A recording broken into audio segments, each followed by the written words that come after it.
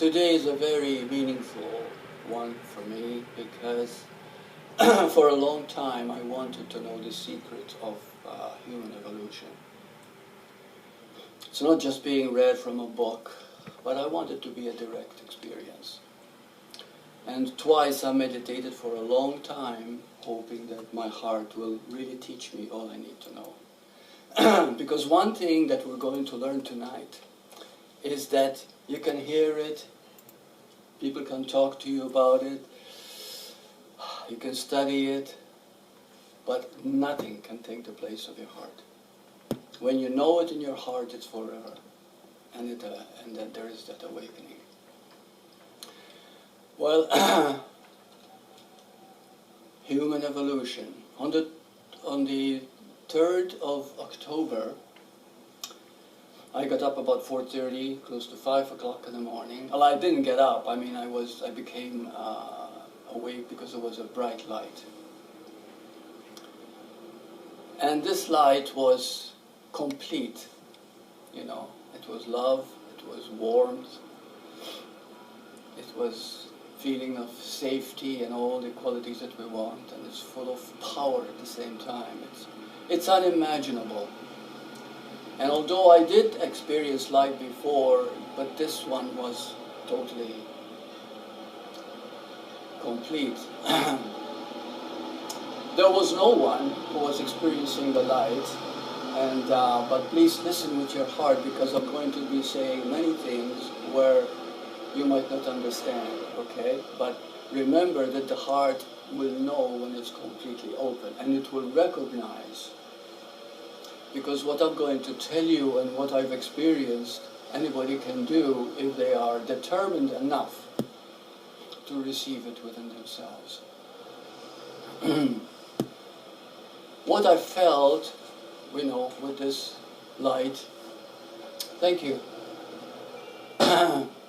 What I felt with this light is that there was great compassion, great love in it, so complete. And then something happened. There was a shimmering circle that appeared, you know.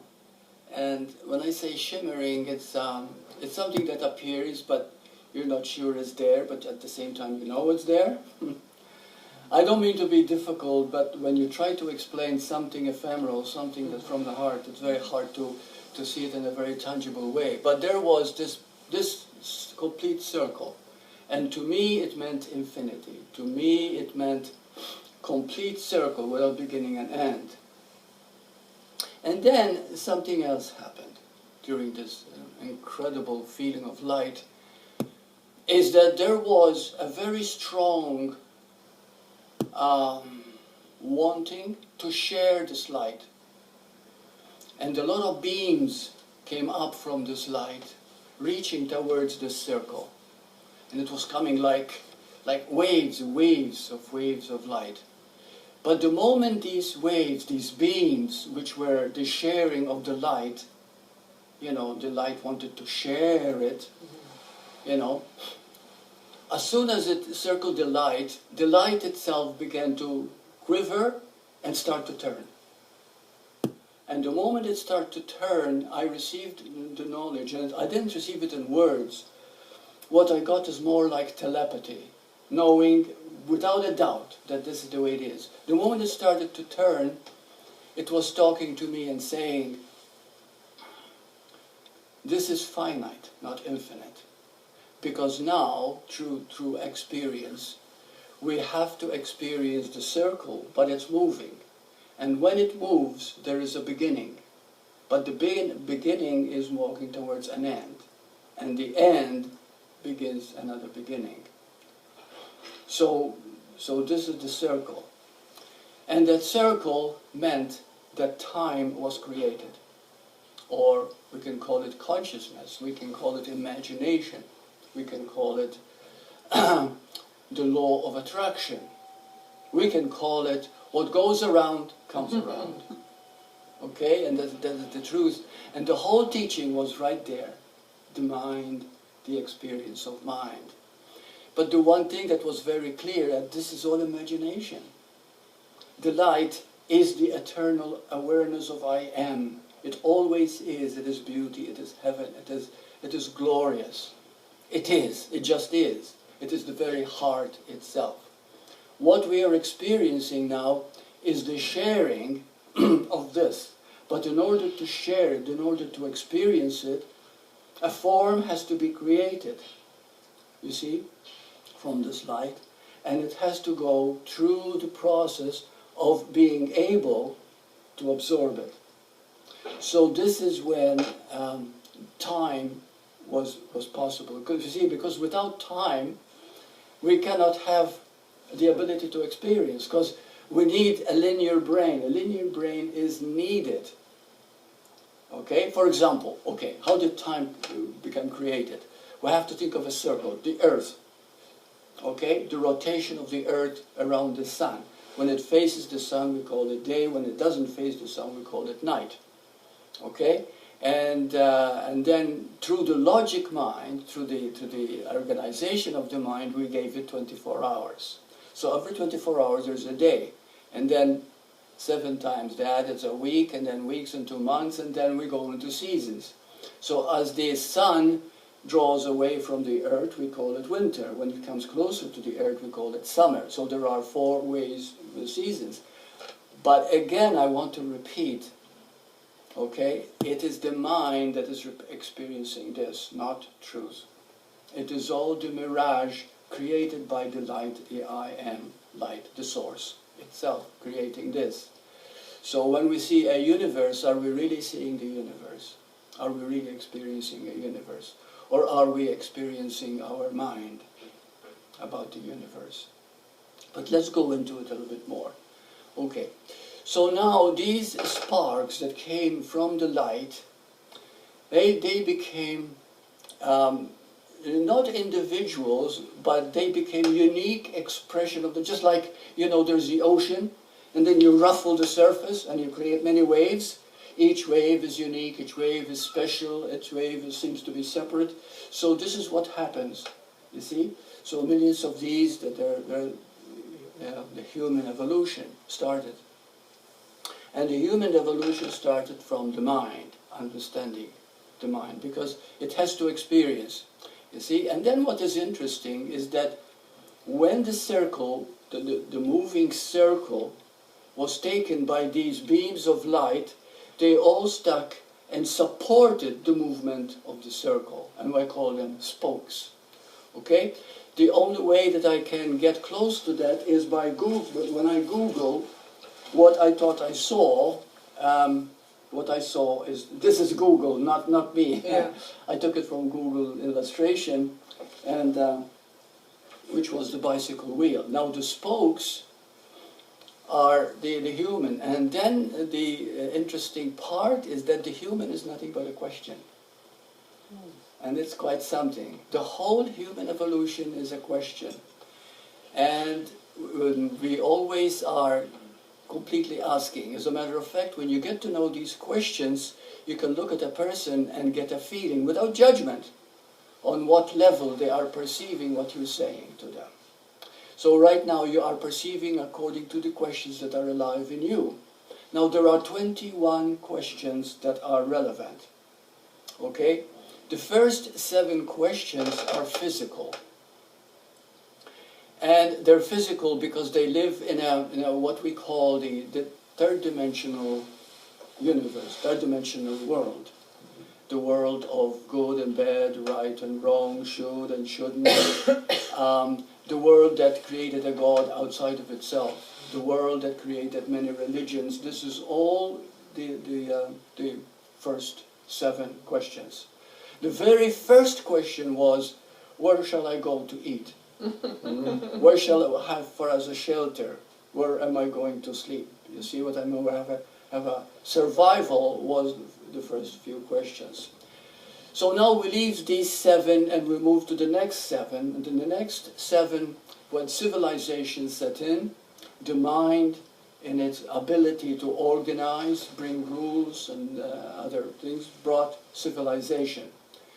So the next 7 questions comprised of very civilized people, people who are well educated, people who are professional, like even psychologists, scientists, dentists, businessmen, secretaries, or whatever. These are professional people, highly educated. They know exactly how to use the language in order to impress you with their words.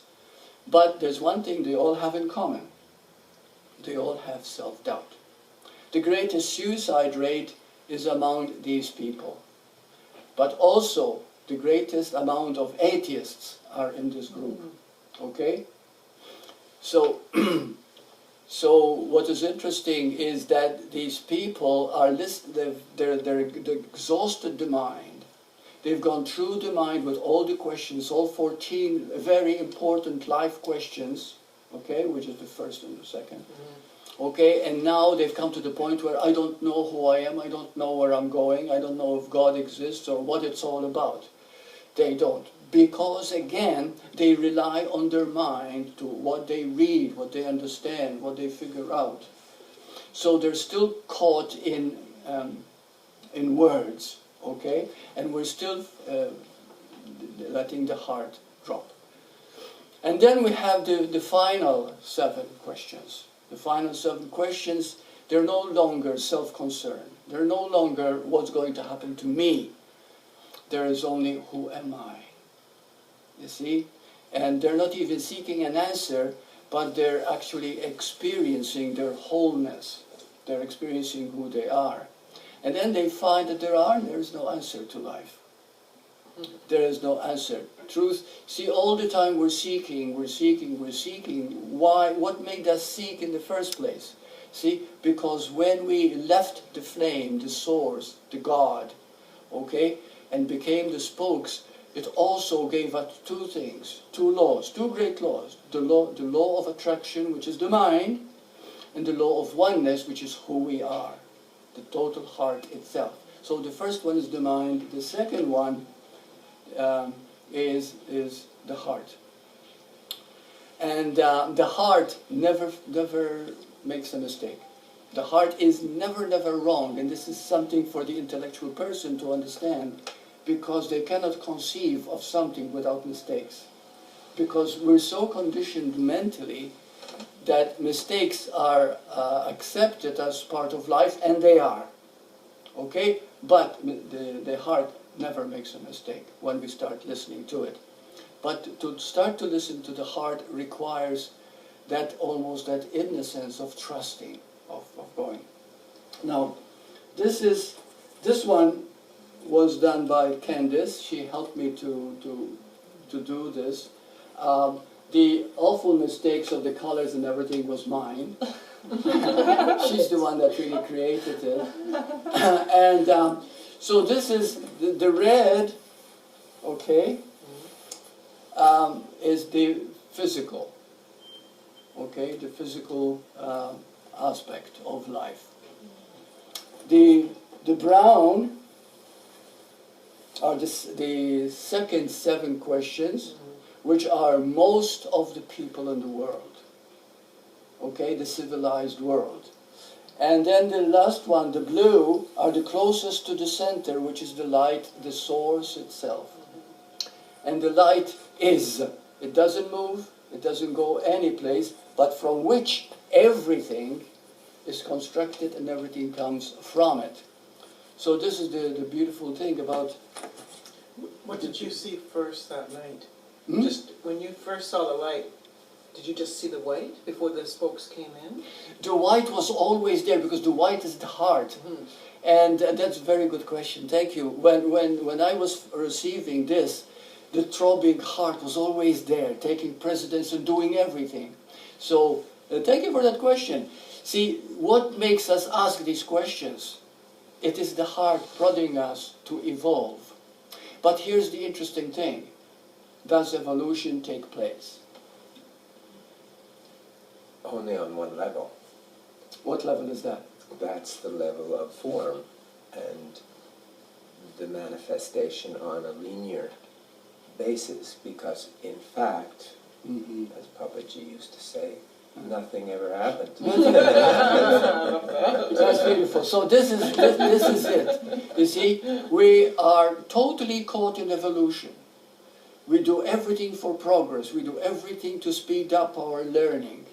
Okay? But in truth, nothing is happening. Nothing. So you might say, well, what is making us seek all the time?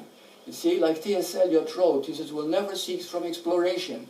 But at the end of all our exploring, we shall arrive at where we started and know that place for the first time. See, it's so beautiful. So therefore, and what is leading us there is the heart all the time throbbing, pushing us, pushing us, pushing us. Because there's one thing we want more than anything, and that is to be happy, to be joyous, to be innocent, to be open, to laugh. It was the Course in Miracles that says that, I don't know what the first words were, we goofed up so much that we forgot to laugh. Okay, and that's one statement in the Course in Miracles. So when you start finding that the mind tries to make sense, but this is more than sense, tries to be logical, but this is more than logic. Because what you want more than anything is to be happy, to be in heaven. And heaven on earth is possible. The kingdom of God is within you, said Jesus. And the kingdom of God is the very light that you are, which is the heart. So in other words, people might say, but the people who are very physical, what chance do they have? Do they have to reincarnate so many times? Not necessarily. Because if for some reason they meet some great being who can draw them to the heart, they can take a skip jump into the heart. Well, the moment you do, all knowledge is there for you. See, it depends upon how open you are. So this is one thing that was strong in everything that I was seeing, is the heart all the time, over and over and over again. Now, when you start seeing that you can rely on the heart, and it will actually guide you and take care of you, and that starts happening, you move into the blue. The blue is a light blue, although there it isn't that light, but it's a light blue just like the sky, okay? Because it's depth. It's a great depth. Or like the ocean, which reflects, the blueness of the sky. So in other words, the depth of the ocean is very blue. Now, when you get into the blue, then as we will say, we're awake and moving into the total mastership of the heart by moving into that center, which is everything. Okay? So, but what is interesting about all this is that, for example, I knew that there wasn't really an answer per se, but when you hear it, it's a totally different thing. When you receive it in your heart, there is no answer to life. So all the questions that we are asking have answers, but the answers come from the mind. And the answers that starts to come to your questions lead to more questions. So then these questions get deeper and ask and reach more answers, but the answers are getting deeper and deeper, and then they move you to deeper questions. More answers, more questions. Okay? So it becomes very complex, but at the same time, it is making you move forward into the heart. Until you come to the point, there are no answers. There is no answer to life. There's no question. No, and there is no question, really, ultimately. So all there is the heart.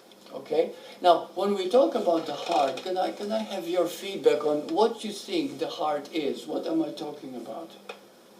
I'm not challenging you, but I just want so that people who are listening will get an idea what I mean by the heart.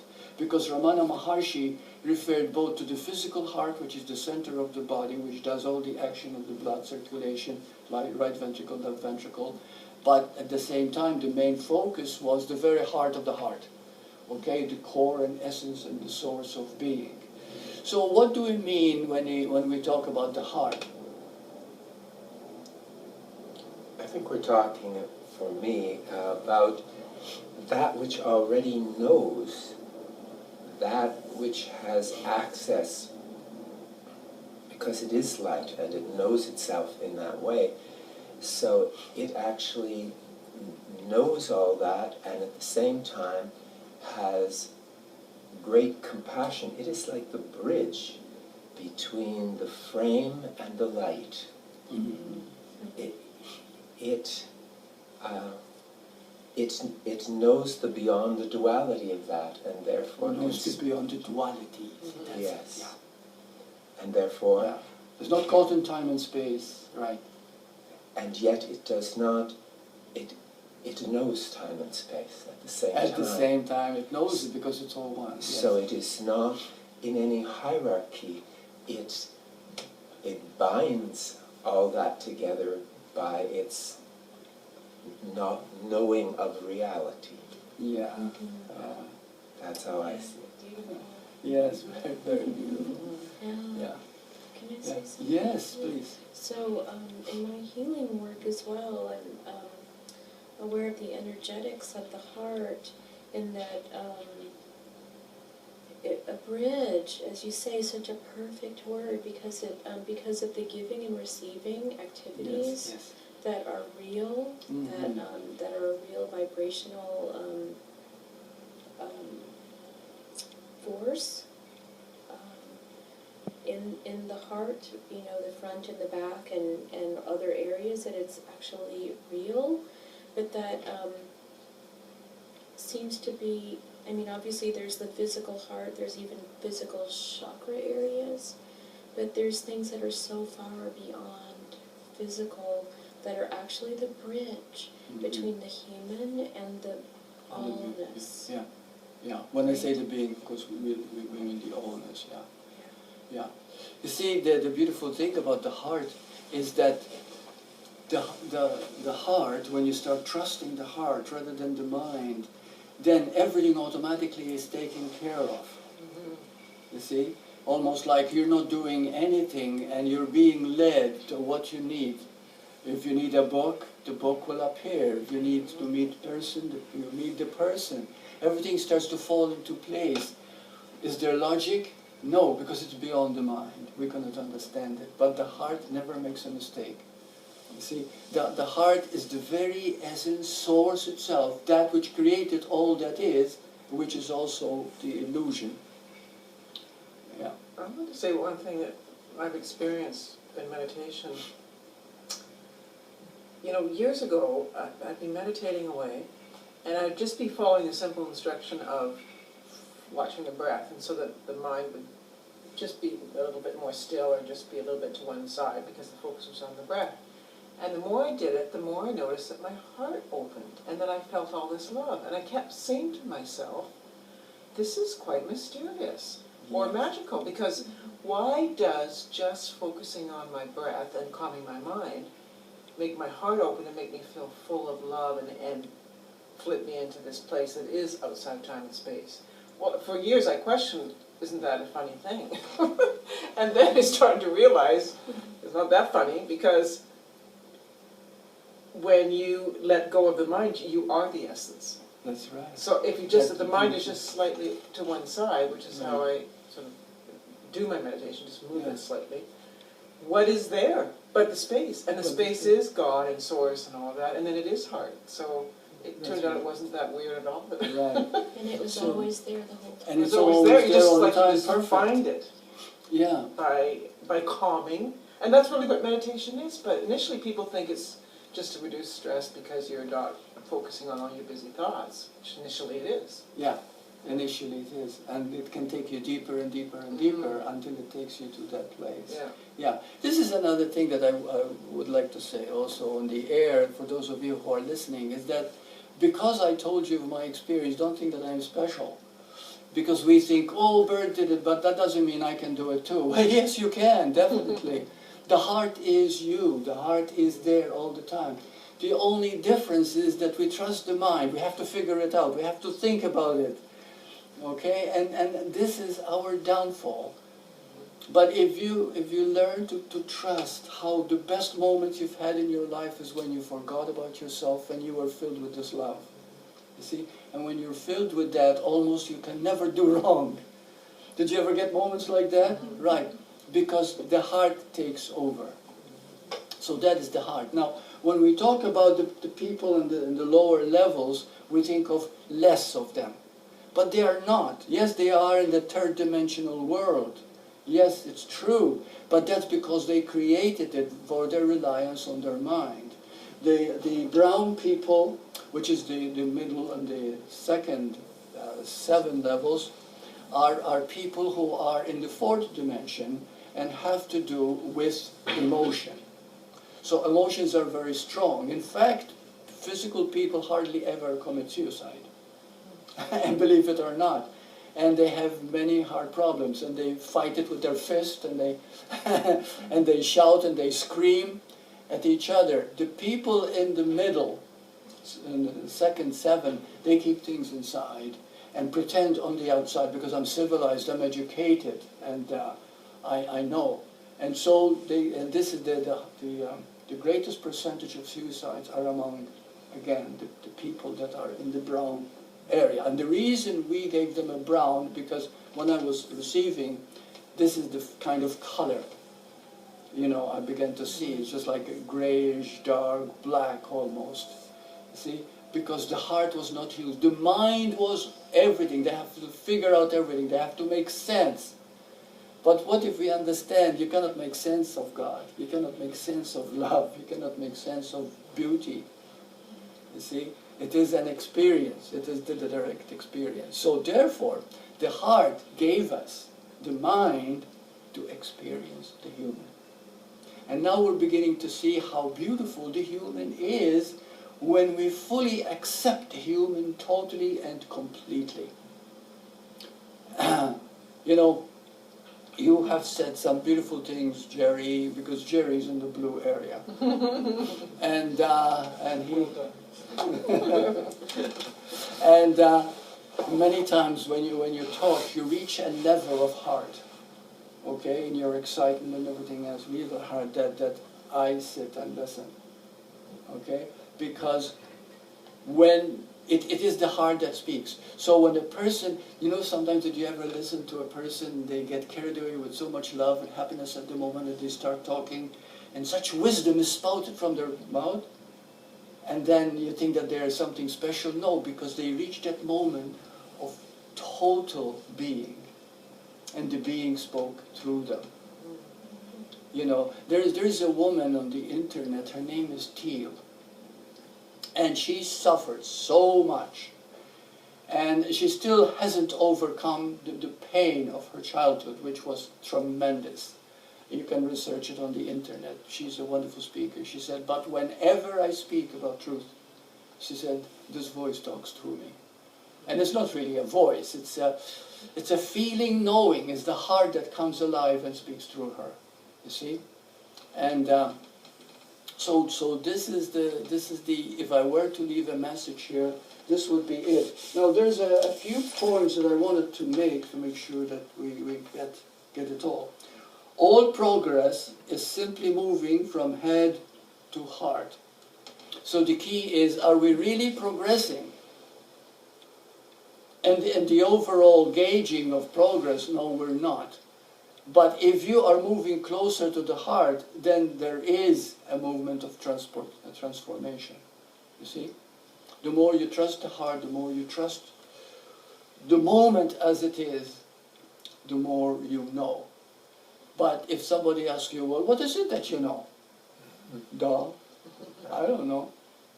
But it's there. I think that it's easy for people to think that this is the same kind of knowing that they seek in the world, more knowledge, more technical, more, and they don't get that it isn't really that kind of, it's not a gathering of knowledge. Mm-hmm. It is a realization of what is, and there's nothing to gather because it always was there. And that's a different breaking open than putting things in a basket so that you look good, or you have all the tools, or you have all the ideas. And I think that that's a huge one to make that. Mm-hmm, mm-hmm, yes. So because this is it when we gauge, like we see teachers, we Satsang teachers, and we adore them, and we put them on a pedestal. They are still very, very human. And they still get moments of downtime. But the only difference, and that is the key, They listen to their heart instead of drowning in it, and that is the important thing to understand. So the real, quote, progress is how much have I moved into the heart? Have I given into this fear, or have I learned from it, you see? So, okay, so the next one, there's no wrong in the world. This is something that it has bothered a lot of people, and a lot of people have been questioning me. Okay, but let's see what we understand it here. There's no wrong in the world except the belief that seemingly brings karma. What goes around comes around. So what do we mean by karma?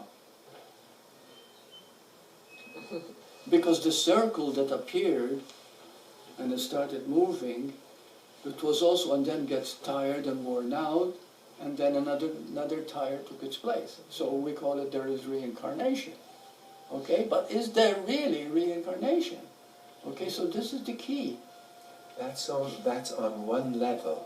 That's again on that whole physical level. The finite and infinite, the isn't it? finite, and it's, you know, it's a beautiful thing, that logical motion, if Yes. you might call it that.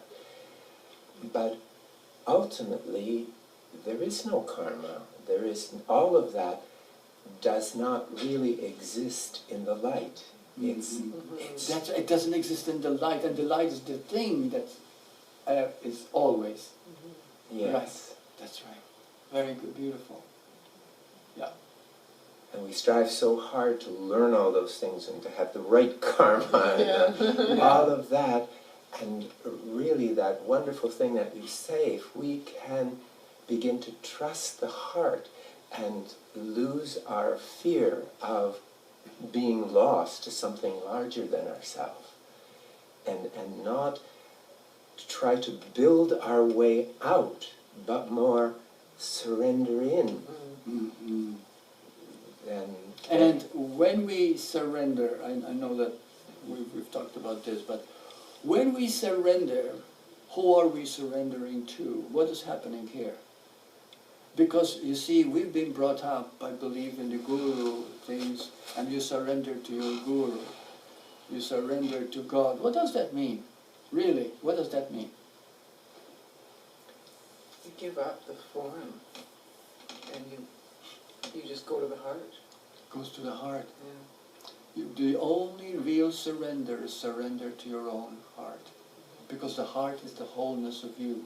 The heart is, when the light wanted to share itself and created billions of forms from itself, yet it still was itself. You see? So when you surrender, you don't surrender to anyone or anything, but to it. Not even yourself, if you think you are the separate form, but to it, which is all there is. You see, the wholeness.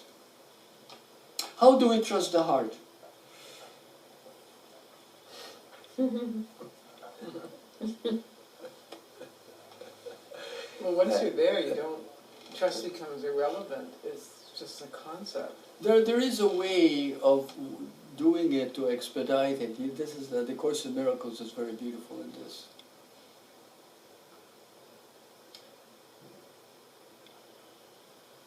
Forgive all your suffering.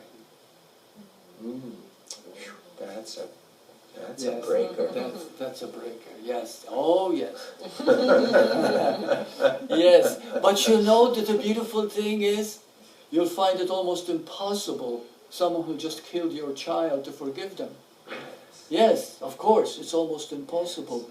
But to entertain even the idea that you know that eventually you have to forgive, that idea alone can lead you there. Okay? Because forgiveness forgives even itself. And forgives even itself if you don't want to forgive. You see? So this is how all-encompassing it is when you begin to understand that I am not ready to go all the way in my surrender, in my forgiveness, so forgive me for not wanting to forgive. And that starts the way. That's beautiful. You see? That's Yeah. good. Yeah. It's amazing that I always call that the back door, because compassion is such a great trick. Because when you are compassionate even for your non-forgiveness, the very act of being so compassionate is actually the love you seek to be able to forgive. So it You sneaks see in how the it back works? door. It snakes in the back door. And leave it to Jerry to come up with ways to explain it. That's it. That's beautiful. Yeah. You see how it works? See, you cannot lose if your heart is in the right place. But what does it mean to have the heart in the right place? It just means that you know it's there. That You know it's there, and it's superior to the mind. It's a refined listening beyond Yes. all your reactions and all your desire to throw off your hurt and hurt others because then you think you'll hurt less. It's beyond that, you know. Yeah. That it's that listening, because there's always a point of choice, if you might want to call it that.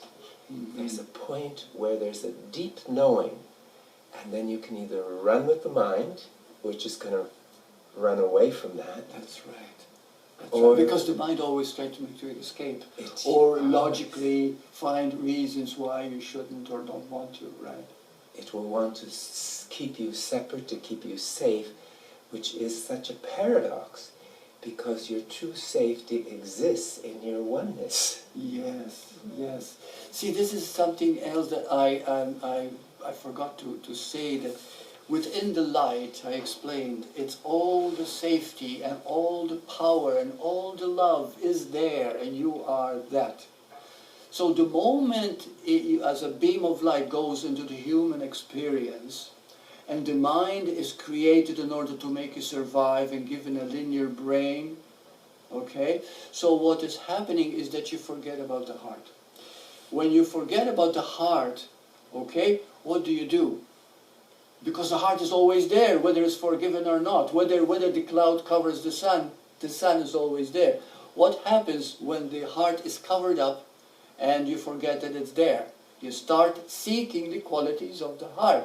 So, there are three things that you seek. You seek approval, you seek safety, and control, which is all the power. You see? So these three, when you seek them, what happens? You get the true suffering. And if you see them so completely that you feel total amiss of them, they can lead you even to suicide. Okay? Just an incredible thing with that, for having compassion for those that are power hungry, or it's actually that the impulse to go back to heaven, if you might want to call it, Yeah. that has driven them outside the gates. They've driven themselves and they keep driving. But the actual impulse that set it off was a beautiful one. And they just got lost in their direction of thinking that it had to be them. They had to make it, as opposed to realize that was already true for them. That's right. And that's such a paradox. In that. Yes, that's a great paradox. Suffering can be a great paradox. When you come to the point of suffering where you can't take it anymore, there's a fine line between madness, insanity, and awakening. This is what happened to Teal, you see? But she was born with clairvoyance, clairaudience, clairsentience. She was very, very already quite advanced psychically. So despite her suffering, despite what she went through, she said, this is what I have to grow despite it. She still suffers trauma at times. It just happens sometimes during sleep or whatever. It catches her, and then immediately, the next moment, she's planning her next talk about how to deal with it. Immediately the knowledge starts coming in. So this is a constant growing and learning. And we have to respect the human side of us. The human side is all directed by mind. You see, the body is not real. I know this is very hard for people to understand, and it took me a long time to understand it. The body is consciousness, you see, and when you begin to respect that consciousness appears as the body, the trillions and trillions of cells which know what to do and how to function and how to, you know, get the best of food and air and sun and, you know, this intelligence is all coming from the heart within consciousness. So when we begin to trust that, we are led to what we need to do. So, okay. So the point I'm trying to make is that we have to love our humanity completely and trust it. And as we trust it, it takes us back to the heart. So, Can I just yeah. say something? Yeah. Just following up what Jerry was saying about if someone's driven sort of by the mind, they may have originally had the compassion or the light. They may have used it in a different way. And so there's a red circle and a brown circle and a blue circle, and I think that we're all in all circles all the time. But that's beautiful, and that is very true. yeah. And there are moments when the physical people in red have moments of Have being in awakening, blue. yeah. Yes. Yeah. You see, this is it. But what happens? They figure it out. Oh, I had a nice moment. It's gone. You see? So this is it. And when we begin to understand, we can take leaps in consciousness. Yeah. You know, It's all there. it's all there. Yeah. It's all there. You see, these are not stages, and you have to go. You know, this is true. These are very, very true. These classes. You know, it's even common sense when you look at it. But the point is that they're not stuck, except that they think they are stuck. Right. And it's like, who is the better human being, the grade 3 or the grade 12? Yeah. Yeah. There's no It's- better. That's That's There's- right. That beauty just is there, Yeah. waiting. That's right. That's right. Yeah. Yeah. Okay, let's see. So, yeah,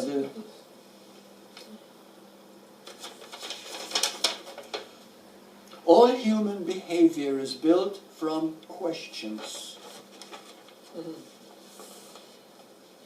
I challenge you. Think of any behavior, anything at all, that is not a question. Any emotion, negative emotion, that is not a question.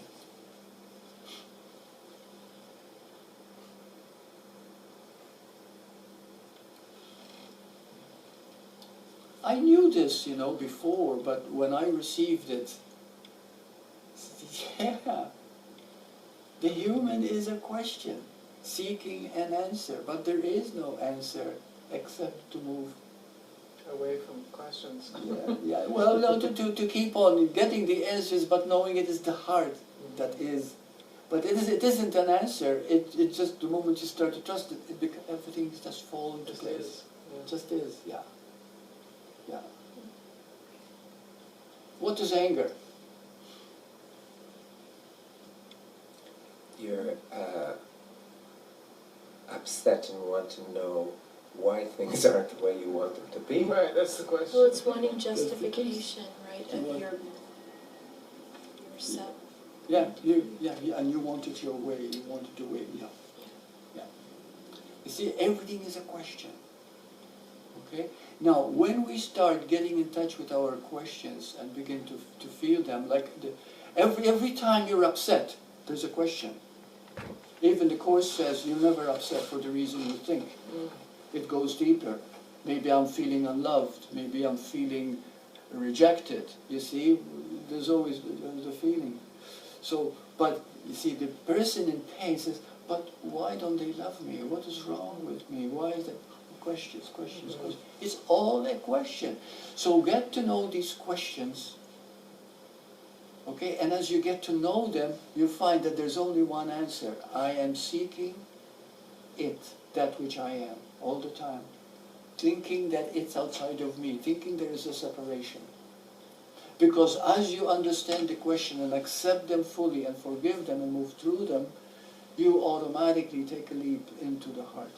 Okay? Transformation is very possible. Many people have been transformed in a very short space of time. Candice is an example, really, you know. Like, how long have I known you now? 2 years?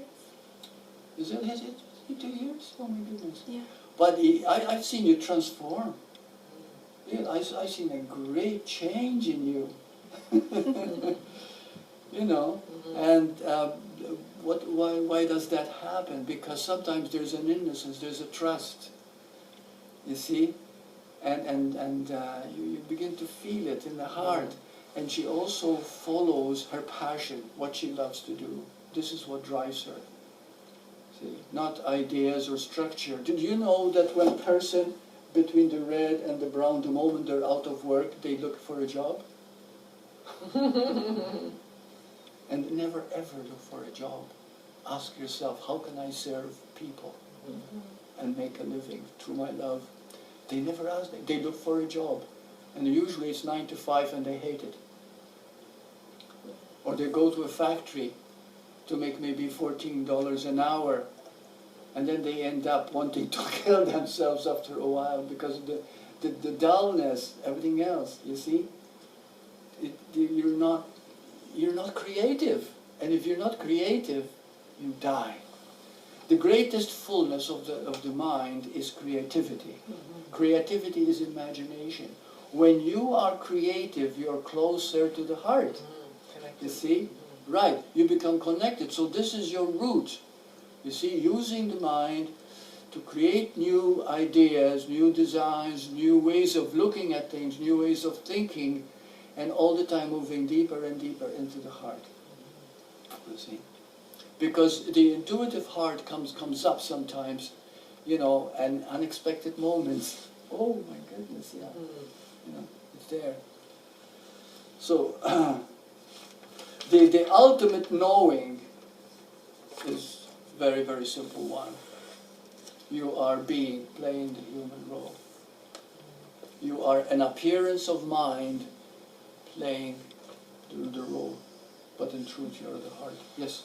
I was just going to say something on just bridging those people that are working for the $14 an hour thing place, and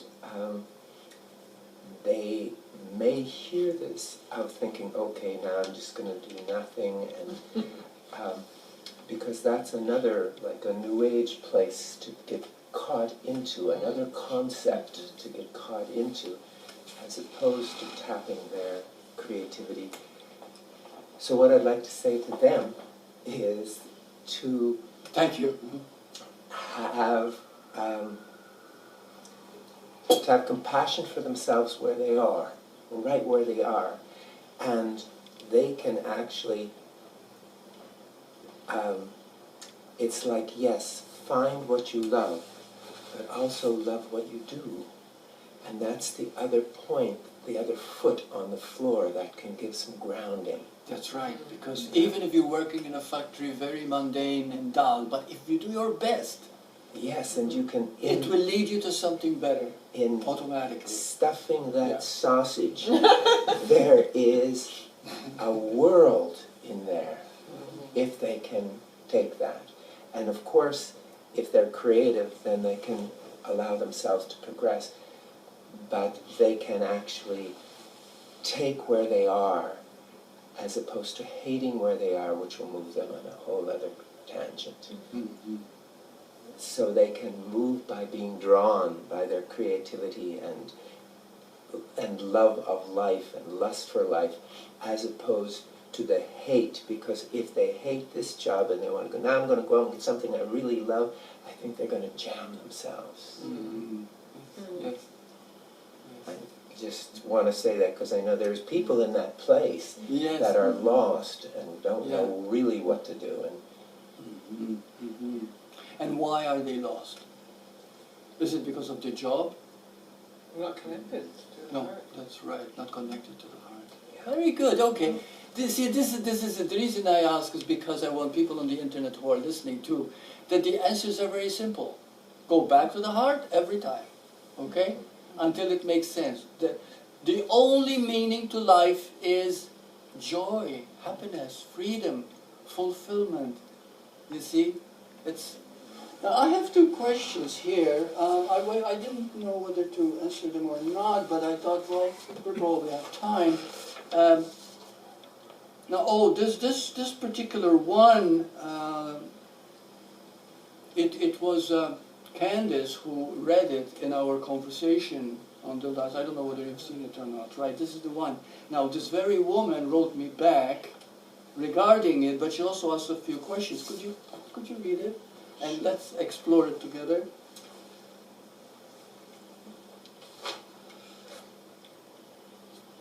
From the Dear Burt. Yeah. Dear Burt, I was so happy to hear you reading my mail. Thank you, Burt. Thank you so much. I and my daughter listened to your answer happily.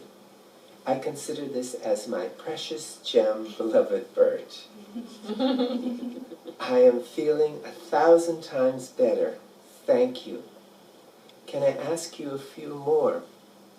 Okay, let's hear it.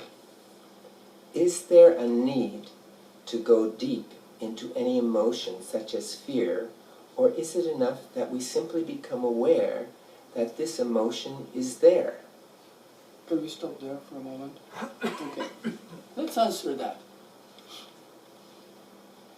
I don't think you have to go deep into it. So what do we do? I think that if you can disidentify with it and be with it as it is, it's not a matter of depth in one way, it's a matter of you can see yourself caught, but that can go on psychologically for a long time. That's right. But if you recognize it as the stimulus it is, as opposed to all your projections on it, then it liberates you. Yes. But also we have to understand what it means to go deep into it. Because you see, again, like we said in our conversation, okay, in the dialogue, is that there's a vast difference between indulgence and experience. Yes. So going deep into it is Yes. not indulgence thinking about it. Yes, that's the key. The key is very, very simple. It is, I'm experiencing a fear, okay. Immediately you feel it in your body, you feel a heaviness, you feel it there, that's it. You breathe into it, thank you, and go about your business. That's all you need to do. Or you can ask a question which has proved itself over and over again. How is this going to make me feel better? And it does. Because you have let it go, and at the same time you looked at it without indulging, and now you also know that you're going to feel better. And that itself psychologically produces the heart instead of the mind. You see? The mind goes into a story. It wants to get tangled in. It wants you to, you know. It's amazing that being with any part of life reveals its true nature. If you can be with it. When you are with it, it reveals its true nature. Yeah, that's it. Beautiful words. Beautiful. Okay, there's something else she asked now.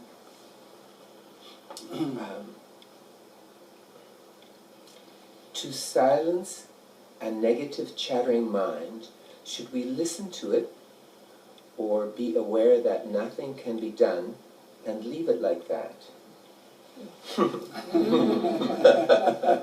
So what? The mind is chattering, my goodness, it has received billions and billions and trillions of thoughts since time immemorial. And it keeps repeating, because now if you try to get rid of thought, now that's when you're in a cobweb. Yeah. If we can be aware of the trick that the mind plays with negativity, yes, then we can just laugh and go, give me another one.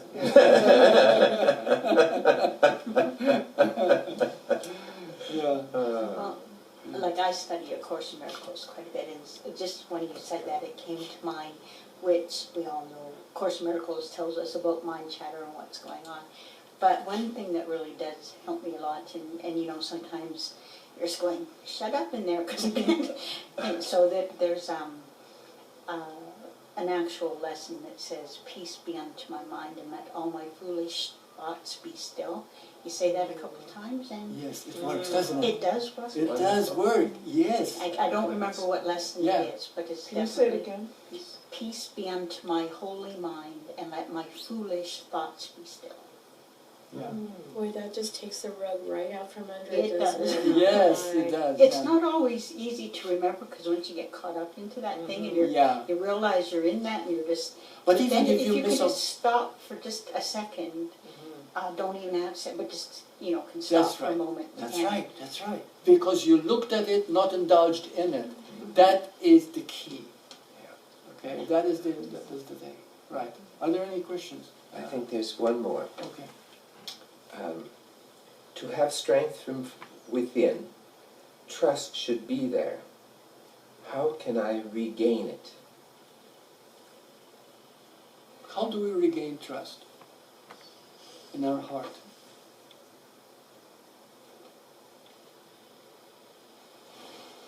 You just go to your heart more and more and more. And how do you do that? I'm asking you Yeah. because there are many people watching now, and they're probably asking the same thing. See, remember that the human is a question. And even though they listen to something quite lucid, something quite clear, yet it always finds something else. But what about this? What about, you see what I mean? So to cover it from different areas of what the mind can come up with.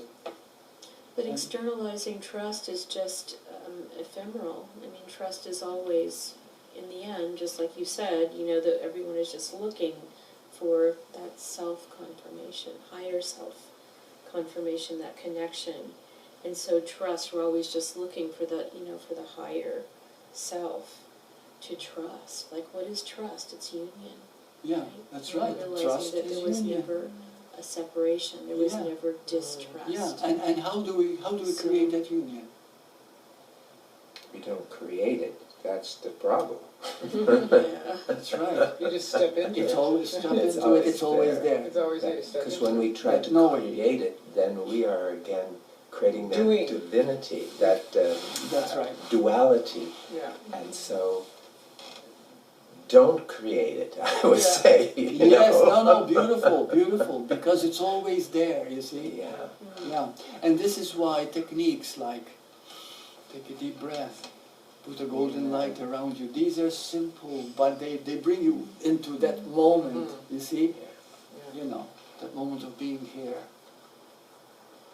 Are Thank there any you. more questions? Just a gift. Thank you, Burt. Thanks a lot. You're welcome.